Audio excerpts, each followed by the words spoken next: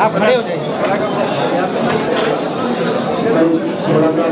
आज भी अगर आज वो हमारी वजह से जेल जा सकते हैं तो हमारी वजह से हमारा भाई पार्लियामेंट के अंदर शेर की तरह क्यों नहीं दहाड़ सकता। देखिए, बात मैंने पहले भी बोली कि बात मुद्दों की नहीं, इंसाफ की है। जो मेरी लड़ाई है बेसिकली मैंने डे 1 से एक चीज़ बोली है आप लोगों से, और प्लीज़ आप ये मेरा मैसेज कन्वे करिए कि बात जो है ना वो इंसाफ की है, रोडों की नहीं है। उन रोडों पे जब चलने वाले नहीं रहेंगे ना तो वो रोडें अच्छी हो या बुरी कोई फर्क नहीं पड़ेगा। है जो मुस्लिम राजनीति को कमजोर करना चाहती है। हमारा मुकाबला अरविंद केजरीवाल से भी है जिन्होंने मरकज में ताले लगवाए। हमारे अरविंद केजरीवाल से उसलिए मुकाबला है क्योंकि उन्हें दिल्ली दंगों में खामोशी रही, इसलिए मुकाबला है कि उसने मुस्लिम बस्तियों को कूड़े का अंबार बना दिया। इसलिए समर्थन दिया कि अगर आज हम लोग ये फैसला नहीं करेंगे, इन क्रांतिकारियों का साथ देने का फैसला नहीं करेंगे तो आने वाले वक्त में कोई शिफाउर रहमान पैदा नहीं होगा, कोई खालिद सैफी पैदा नहीं होगा, कोई उमर खालिद नहीं होगा, कोई सफूरा जरगर अपने घर से बाहर निकल कर नहीं आएगी। अगर आज वो हमारी वजह से जेल जा सकते हैं तो हमारी वजह से हमारा भाई पार्लियामेंट के अंदर शेर की तरह क्यों नहीं दहाड़ सकता। अगर आज भी हम फैसला नहीं लेंगे अपनी इस बहन का साथ देने का, फिर तो आने वाले ज़माने में, आने वाले वक्त में नई नस्लों के अंदर कोई शिफाउर रहमान पैदा नहीं होगा, कोई सफूरा जरगर पैदा नहीं होगा, कोई खालिद सैफी, कोई उमर खालिद पैदा नहीं होगा। इसलिए मैंने ये डिसाइड किया कि मैं इस मजलूम बहन की आवाज़ बनूं, इसकी आवाज़ को ताकत बख्शूं।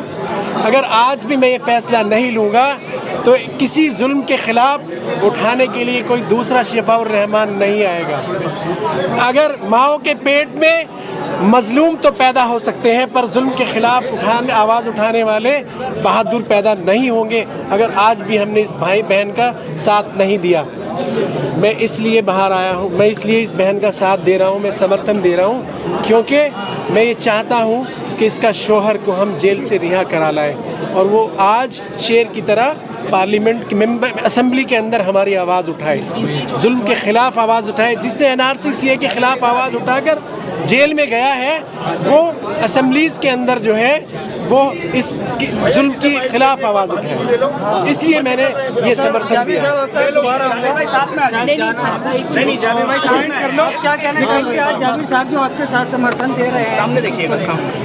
मुझे बहुत ज़्यादा हौसला अफजाई हुई है, मेरे अंदर जो एक कॉन्फिडेंस है वो बूस्ट किया है कहीं ना कहीं, और मुझे बहुत अच्छा लग रहा है कि ओखला में मुझे इतना प्यार करने वाले हैं।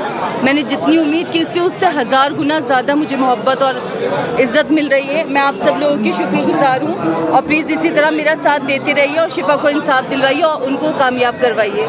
जज़ाकल्लाह। एक और सवाल है, किन चीज़ों को लेकर आप आवाम के सामने जा रही हैं, किन मुद्दों को लेकर आप वोट मांग रही हैं, क्या रिस्पांस अभी आपको ओखला के लोगों से मिल रहा है और क्या कुछ आवाम आपसे कह रही है, वो एक बार हमारे जरिए आप। देखिए, बात मैंने पहले भी बोली कि बात मुद्दों की नहीं, इंसाफ की है। जो मेरी लड़ाई है बेसिकली मैंने डे 1 से एक चीज़ बोली है आप लोगों से, और प्लीज़ आप ये मेरा मैसेज कन्वे करिए कि बात जो है ना वो इंसाफ की है, रोडों की नहीं है। उन रोडों पे जब चलने वाले नहीं रहेंगे ना तो वो रोडें अच्छी हो या बुरी कोई फ़र्क नहीं पड़ेगा। जब उन सड़कों पर कूड़ा रहेगा, जब उस पर सड़कों को कूड़ा डालने वाले नहीं होंगे तो क्या फ़र्क पड़ेगा।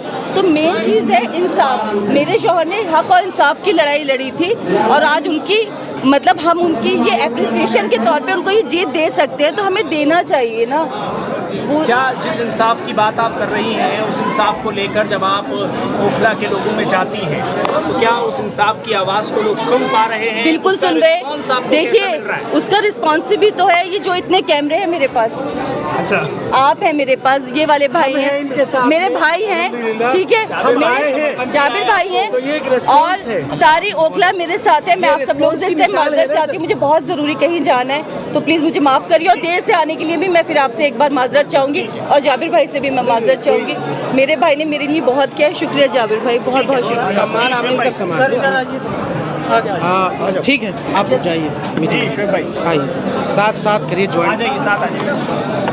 बहुत बहुत शुक्रिया आप पत्रकार साथियों का इतने देर बने रहने के लिए, और मैं आप सबके माध्यम से जाबिर इंजीनियर साहब का शुक्रगुजार हूँ। उन्होंने एक बहुत अच्छा डिसीज़न लिया, एक होकला के लिए बहुत हिस्टोरिक डिसीज़न है, सही समय पर। अगर आज ऐसे समय पर हमारे साथी, हमारे लोग, हमारे आंदोलनकारी यहाँ से साथियों के साथ नहीं खड़े होंगे तो कब खड़े होंगे, ये सबके लिए सोचना चाहिए।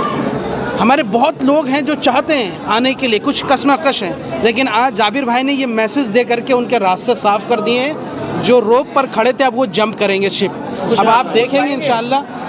कौन लोग हैं, कुछ नाम नहीं, देखिए वो पूरी ओखला की आवाम जानती है। अब मैं आपके माध्यम से कहना चाहूँगा, हमारे बहुत सारे साथी थे जो राजनीति में एक होता है, चुनाव की दौड़ में जो है ना, बहुत सारे हमारे साथी होते हैं जिनके साथ हमारी वार्तालाप चल रही होती है, और टिकट के हवाले से भी मैं उन साथियों से कहना चाहता हूँ, आप आज भी हमारे हैं, आप कल भी हमारे रहेंगे। और आज लड़ाई सिर्फ टिकट या यहाँ से किसी राजनीतिक पार्टी की नहीं थी, ये इंसाफ और हक की लड़ाई है, ये मुहिम है, ये आंदोलन है।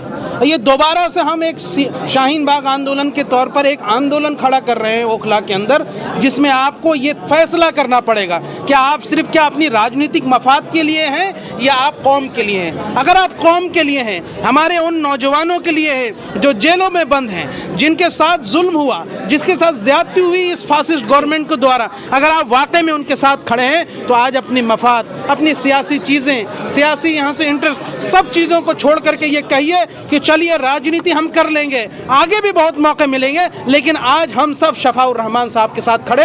और आज जो पहला कदम जाबिर इंजीनियर साहब ने जो ये बढ़ाया है, बहुत बेहतरीन, मैं कहता हूँ इससे शानदार कोई बात नहीं हो सकती थी। और आज आप देखेंगे कि दूसरी जो राजनीतिक पार्टियां हैं उनके अंदर बेचैनी होगी, बहुत बौखलाहट होगी। तो इनका ये समर्थन हमारे आने वाले समय के लिए बहुत उज्जवल भविष्य है और लंबे समय तक इंशाअल्लाह होगा। मनीष चौधरी कह रहे हैं कि मैं साथ हूँ, बुलडोजर नहीं चलने दूंगा कहीं ओखला में। देखिए, मनीष चौधरी भारतीय जनता पार्टी के कैंडिडेट हैं, और भारतीय जनता पार्टी की जो नीति है वो आरएसएस से तय होती है। और ये बात तो तय है ना कि मनीष चौधरी और आसिफ मोहम्मद खां में क्या याराना और क्या दोस्ती थी, ये 2015 से लेकर 2018 तक लोग जानते हैं। आसिफ मोहम्मद खां साहब और मनीष जी में किस तरह का फिक्सिंग है और किस तरह का वो साठ गांठ है वो जानते हैं। मनीष चौधरी आसिफ मोहम्मद खां साहब के चेले हैं, लेकिन वो तो कहते हैं मेरा मुकाबला सिर्फ एआईएमआईएम से है। अरे भाई, मुकाबला इसलिए एमआईएम से उनको बन रहा है कि उनको लगता है कि भाई इन तीनों पार्टियों में सबसे मजबूत कैंपेनिंग हमारी चल रही है। हालांकि उनके यहाँ से इसकी ज़रूरत नहीं है। हम ये कहते हैं कि हमारा मुकाबला हर उन ताकतों से है जो मुस्लिम राजनीति को कमज़ोर करना चाहती है। हमारा मुकाबला अरविंद केजरीवाल से भी है, जिन्होंने मरकज़ में ताले लगवाए। हमारे अरविंद केजरीवाल से इसलिए मुकाबला है क्योंकि उन्हें दिल्ली दंगों में खामोशी रही, इसलिए मुकाबला है कि उसने मुस्लिम बस्तियों को कूड़े का अंबार बना दिया। साहब ये बताइए कि अगर वोट बटेगा तो क्या बीजेपी नहीं जीत जाएगी? लगातार ये सवाल उठ रहा है। मुसलमानों ने ये तय कर लिया इस बार कि इंशाअल्लाह ओखला का वोट नहीं बटेगा, एक तरफा वोट शिफाउर रहमान को पड़ेगा। और आप देखेंगे कांग्रेस 5000 और आम आदमी पार्टी 2500 में सिमट जाएगी। आम आदमी पार्टी कह रही है कि ओखला का वोट कभी बटा नहीं है, इस बार आम आदमी पार्टी को जिताने की जिम्मेदारी मुसलमानों की नहीं है। आम आदमी पार्टी जानती है ना, जाबिर भाई बताइए। आम आदमी पार्टी जानती है कि ओखला का वोट बटेगा नहीं, एक तरफा शिफाउर रहमान को जाएगा। अच्छा, इसलिए वो जानते हैं कि बटेगा नहीं। बहुत ओखला विधानसभा जज्बाती विधानसभा है, और इस बात तमाम जज्बात जो है शिफाउर रहमान के साथ है। अच्छा, कोई ऐसा जज्बाती मतलब कोई ऐसा बड़ा जज्बाती सवाल या ऐसा मामला ही नहीं है किसी दूसरे कैंडिडेट के साथ में जो शिफाउर रहमान के साथ में है। आप देखिए कौन सा ऐसी क्रांति करी है किसी भी कैंडिडेट ने जामिया नगर के लिए, मुस्लिम कम्युनिटी के लिए, जो शिफाउर रहमान की जो कुर्बानी है उसको कमतर बना दे। सब लोग जानते कि शिफाउर रहमान अगर जीत जाते हैं तो सवाल ये क्या वो बाहर आएंगे और अवैसी साहब शिफाउर रहमान को कैसे बचाएंगे? इंशाल्लाह बिल्कुल बाहर आएंगे, और हमें न्याय पे पूरा भरोसा है, न्यायिक व्यवस्था पे। ये डेमोक्रेसी है। हाँ, और ये राजनीतिक यहाँ से एक व्यवस्था है। जी। आप देखेंगे कि उत्तर प्रदेश के अंदर कई ऐसे मुस्लिम लीडर हैं जो जेल के अंदर से लड़ाई लड़ रहे हैं, और उनके रिप्रेजेंटेटिव्स जो हैं, उनके परिवार उनको सहयोग कर रहा है। क्या बिहार के अंदर हमने यहाँ से शहाबुद्दीन साहब को नहीं देखा? क्या हमने उत्तर प्रदेश के अंदर नहीं देखा? ये वो मिसाल दिल्ली के अंदर क्यों नहीं कायम हो सकती? क्या यहाँ से किस बात की गारंटी है कि अमानतुल्लाह खान साहब दोबारा जेल नहीं जाएंगे? फिर आप क्या करें? अमानतुल्लाह का यही तो रोना है ना कि भाई मुझे जेल भेज देते। अरे भाई, आप किसी क्रांतिकारी आंदोलन की वजह से जेल नहीं गए, आप करप्शन की वजह से जेल गए, आप अरविंद केजरीवाल के यहाँ से जो राज छुपाने की वजह से जेल गए, आप उनके पैसे मैनेज करने की वजह से जेल गए। तो ये आवाम को बताइए ना, ये बताइए। अगर आप अमाना साहब दोबारा जेल चले जाएंगे तो हम उनके लिए यहाँ से आवाज़ उठाएंगे। इस बार उनको शफा साहब को समर्थन कर देना चाहिए। बहुत बहुत शुक्रिया, बहुत बहुत शुक्रिया, जज़ाकल्लाह। सिर्फ 2 ही कैंडिडेट क्यों उतारे गए दिल्ली में, ज़्यादा क्यों उतारे गए? ये हमारी पार्टी का फैसला था और हम यही तो बानगी इस बात की कि हम यहाँ से किसी के वोट काटने नहीं आए हैं। हम एक ऐसी मजबूत चेहरे 2 दे रहे हैं जो हम पहली बार यहाँ से ये दिखाना चाहते हैं कि हम कोई इनडिस्क्रिमिनेटरी फैसले नहीं, बल्कि इन 2 मजबूत चेहरों को आप जिताइए ना। बाकी 68 सीटें हैं, उसमें आम आदमी पार्टी और यहाँ से कांग्रेस बीजेपी को हराए। ठीक, और बढ़ाएंगे सीटें आप? ठीक है, अब क्या बनाएंगे? तो फाइनल हो गया, अब क्या बनाएंगे? चलिए। फ्यूचर सर क्या रीज़न रहा, क्या आम आदमी पार्टी पूरी थी या शिफाउर रहमान की वजह से आप आए? शिफाउर रहमान भाई की वजह से हम लोग आए हैं कि हमें ये मतलब ये प्रूफ करना है कि एक एलीट क्लास मुस्लिम सोसाइटी का जवाब क्या है। एनआरसी जैसे, अगर फ्यूचर में एनआरसी जैसे सियाह कानून बनते हैं, मॉब लिंचिंग्स होती हैं, मसाजिद को और इबादत गाहों को बदनाम करने के लिए पिटीशन को एक्सेप्ट किया जाता है, दंगे कराए जाते हैं, तो एक एलीट क्लास तबका मुस्लिमों का क्या जवाब देता है। हम शिफाउर रहमान भाई की ताकत बन रहे हैं। तो ये एक जवाब है, ये समर्थन इस चीज़ के का जवाब है कि हम पढ़े लिखे लोग क्या सोचते हैं जब इस कम्युनिटी के ऊपर कोई जुल्म, नाजायज़ जुल्म होता है, नाजायज़ इसके हक़ को दबाया जाता है, नाजायज़ इसकी चीज़ों को उछाल कर और इसको शिकार बनाया जाता है तरह तरह के। बागी भी कहा जाएगा। वो तो देखिए, बागी तो नाम रोशन करते हैं। एक है ना, एक फिल्म का डायलॉग है कि बागी तो बीहड़ों में मिलते हैं, डकैत तो पार्लियामेंटों में मिलते हैं। सर, आम आदमी पार्टी से आप आए हैं, जी जी आपको सही रुझान का पता होगा, आप दिल्ली में भी कैंपेनिंग कर रहे हैं। जी जी जी। तो कैसा लग रहा है आपको, क्या रहेगा रुझान? देखिए, चूँकि MIM सिर्फ 2 सीट्स पे इलेक्शन लड़ रही है, उसने उन मजलूमों को जो पिछले 4 से 5 साल से जेलों के अंदर हैं, जिनके ऊपर ज़्यादा ज़्यादती हुई है, उन लोगों को वोट दिया है। अब चूँकि उनकी आवाज़ जो है एक पब्लिक के लिए, एक ख़ास कम्युनिटी के जुल्म के ख़िलाफ़ आवाज़ उठाने के लिए वो जेल में है, तो और वो ख़ास है दोनों विधानसभाओं में, तो उन सिर्फ 2 लोगों को टिकट दिया है ताकि यहाँ का मुस्लिम तबका इस चीज़ का जवाब दे कि भाई आप किसी पर बिला वजह में जुल्म नहीं कर सकते हैं। क्योंकि मिसाल के तौर पे इस कम्युनिटी के अंदर अगर यहाँ जामिया नगर विधानसभा से 4 लोग जेल में हैं तो टिकट तो किसी एक ही को दिया जा सकता है। क्यों नहीं कांग्रेस किसी मीरान हैदर को टिकट दे देती?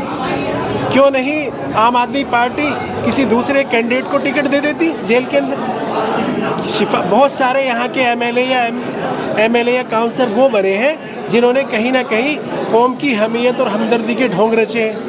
तो क्यों नहीं वो आदमी अब शिफाउर रहमान के सामने सरेंडर करके ये साबित करते कि वो वाकई वो कौम के हमदर्द हैं, वाकई वो उन क्रांतिकारियों के साथी हैं। आखिरी सवाल करूंगा मैं आपसे, जैसे आपसे पहले जो लड्डन है जी, पहले आम आदमी पार्टी में थे, फिर MIM में आके काउंसिलर का इलेक्शन लड़ा, उसके बाद फिर वो आम आदमी पार्टी में चले गए, तो ऐसे तो आप भी जा सकते हैं, क्या कहेंगे? देखिए, मैं बताऊं कि उन्होंने तो इलेक्शन भी लड़ा ना MIM से, मैं तो इलेक्शन नहीं लड़ रहा हूँ MIM से। मेरा समर्थन MIM से ज़्यादा शिफाउर रहमान भाई के लिए है, क्योंकि वो हमारे सीनियर भी रहे हैं, सीनियर्स में से भी है, मेरा भी ताल्लुक़ जामिया से है। अगर हम इस वक्त उनकी ताकत नहीं बनेंगे तो कोई इस कम्युनिटी के लिए आवाज़ उठाने वाला नहीं होगा। आप ये सोचिए, आपको भी सोचना चाहिए क्योंकि आप भी यहीं से बिलोंग करते हैं। अगर हम इस बहन का साथ नहीं देंगे तो फिर मेरे ख़्याल से कोई बहनें अपने सुहाग को आपके लिए कुर्बान करने के लिए आगे नहीं आएंगी। आपकी भी बीवी ने रोका होगा, दूसरे की माँ बहनों ने रोका होगा, लेकिन इस बहन ने अपने शौहर को सबसे आगे फ्रंट पे रख के उसकी कुर्बानी दी, आज वो जेल में है। तो क्यों नहीं उसको असेंबली के अंदर भी आवाज़ उठाने के लिए? इंशाअल्लाह।